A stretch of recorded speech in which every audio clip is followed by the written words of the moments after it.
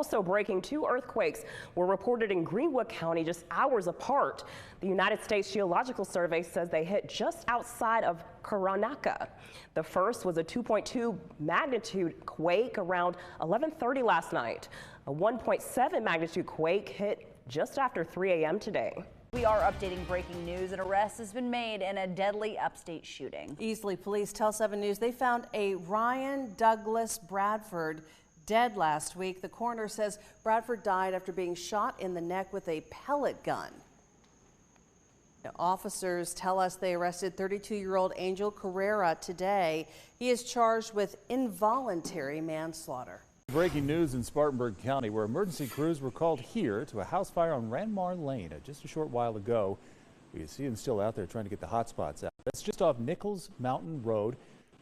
Trying to stay with this live shot here. A look at the scene. At least 5 different fire districts responded. Boy, you can look at the damage there. That whatever that structure was, if it's someone's home, that is a total loss there. No word of any injuries. The fire is out. You see them mopping up those hot spots as they continue to spray water on this. We'll keep an eye on it, try to bring you more information when we gather it. We begin now with breaking news. A search is underway for 2 people Greenville police say crashed into the Lululemon store downtown.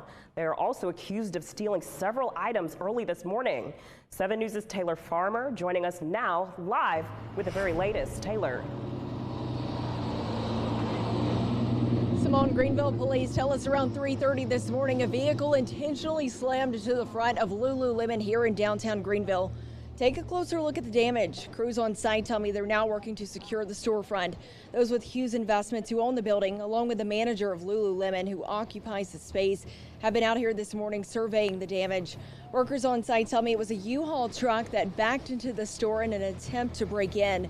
Police say 2 suspects were involved. Officers believe they did get away with several items. This is one of the busiest spots downtown, and those who live here say they were shocked to wake up to this. I was very surprised. Like I said, I walk every morning and it's usually quiet. People having their coffee, and now the front of the store is missing. As of now, no arrests have been made. As we work to learn more, we will bring you the latest on air and online at WSPA.com. Live in downtown Greenville, Taylor Farmer, 7 News. The roof of a Greenville church collapsed Sunday morning, just hours before everybody was set to go into church. The congregation still gathered, but in a different space. Our 7 News' Taylor Farmer has the story. Church leaders here at Upstate Church Haywood say they noticed structural damage Saturday night. By Sunday morning, the roof had collapsed, leaving behind significant damage. I couldn't believe the roof collapsed like that, and the walls are bowed.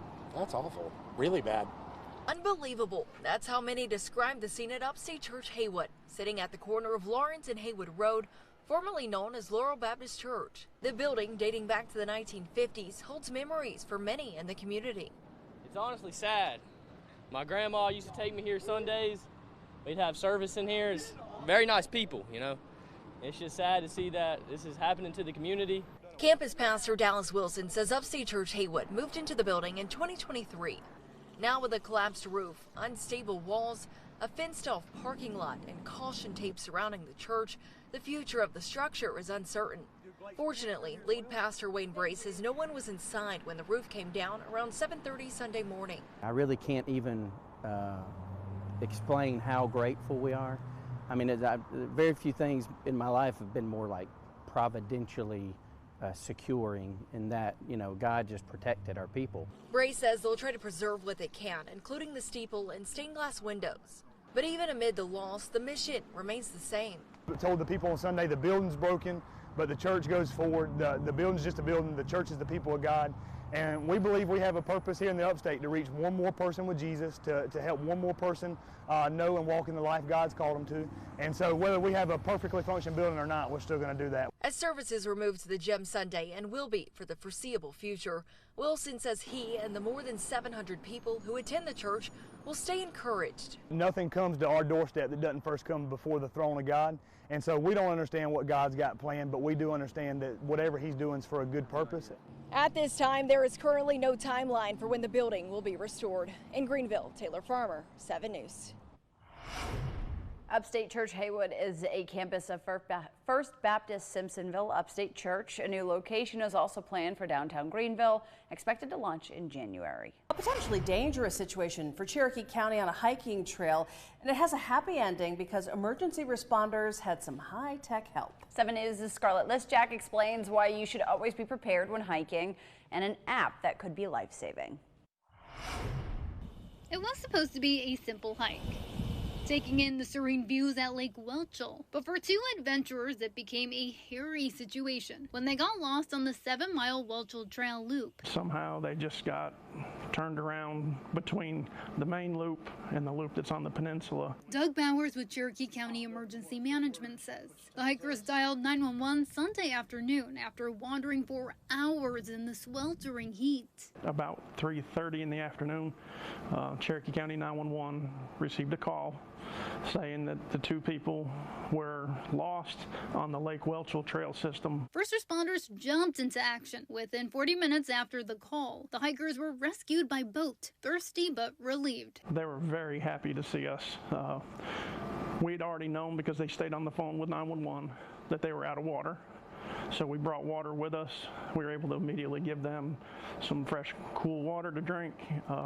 We got them loaded back onto the boat. Bauer says what made this rescue so swift was the What 3 Words app, which is installed in the dispatch center. The app pinpoints locations using just 3 unique words for every 10-foot square on the planet. That precision allowed rescuers to locate the hikers in minutes. So that pinpoints exactly where we're at. By seeing exactly where they were pinpointed on the map, we were able to change our first plan, which was to try to go in with side-by-sides to get to them, which would have been a couple miles, versus putting a boat in the water and only being about a quarter mile away from them. Bauer says a real lesson here is preparation is essential, especially in the heat. It got hotter than I think people expected it to get yesterday, and I think the trail was maybe a little bit more difficult than what they'd planned. Being prepared before you go can hopefully keep you from having a bad day.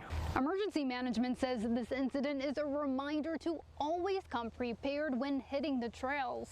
Reporting in Cherokee County, Scarlett Listjack, 7 News. Officials say technology like What 3 Words can make all the difference in emergencies and has helped them in several situations.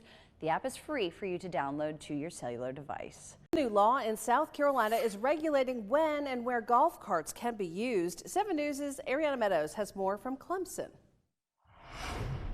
Clemson City Council is now allowing residents to drive golf carts at night. Here in Clemson, not only are there golf carts on campus, but we have residents that own and operate golf carts as well. In South Carolina, golf cart laws have been updated. Local governments can now make their restrictions in addition to what the new state law says. Based on the dynamics of the city of Clemson and how many of our residents who own golf carts utilize their golf carts and want to use their golf carts, the city council decided to pass an ordinance to allow for carts to be used at night. Chief Jorge Campos says golf carts are allowed on the roads any time of the day, as long as head and tail lights and proper turn signals work.